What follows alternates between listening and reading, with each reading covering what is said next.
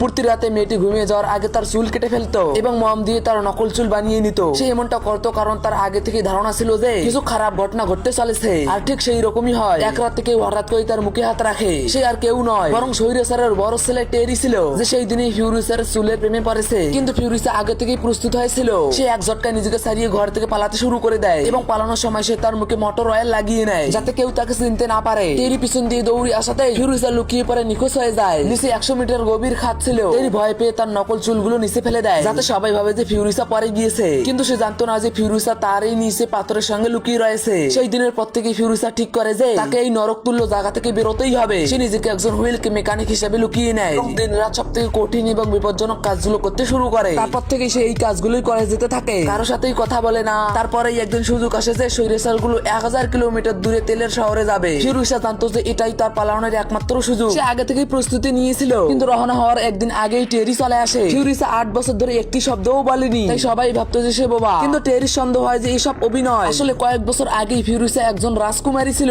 যে ওএসিস নামের একটি গ্রহে থাকতো, যেটা ছিল দুনিয়ার সব থেকে শান্ত এবং সুন্দর জায়গা। আগের দুনিয়া তো অনেক আগেই ধ্বংস হয়ে গিয়েছিল, যেখানে মানুষ পানি আর পেট্রোলের জন্য একে অপরকে মেরে ফেলতো। কিন্তু একদিন সবকিছুই বদলে যায়। ফিউরিসা গাছ থেকে পিস ফল পাড়াচ্ছিল, তখনই সে ইঞ্জিলে জোরালো শব্দ শুনতে পায়। সে পিছনে ঘুরতেই দেখতে পায় যে ওএসিতে কিছু নতুন মানুষ ঢুকে পড়েছে। সে ভয় পেয়ে গিয়েছিল, কারণ যদি তারা ওএসির খবর পুরো দুনিয়ায় ছড়িয়ে দেয় তাহলে তাদের বাড়িও চিরতরেই ধ্বংস হয়ে যাবে। সে তার বোনকে বলে তাড়াতাড়ি গিয়ে মাকে খবর দিতে। আর সে চুপিসারে আক্রমণকারীদের কাছে চলে আসে। সে তাদের বাইকের পেট্রোলের পাইপ কেটে দিয়ে তাদেরকে থামাতে চাইতেছিল, কিন্তু তখনই লোকগুলো তাকে দেখে ফেলে। তো বন্ধুরা, যদি তোমরা পরের পার্ট দেখতে চাও তাহলে সাবস্ক্রাইব করে কমেন্টে পার্ট 2 লিখতে একদমই ভুলবেন না।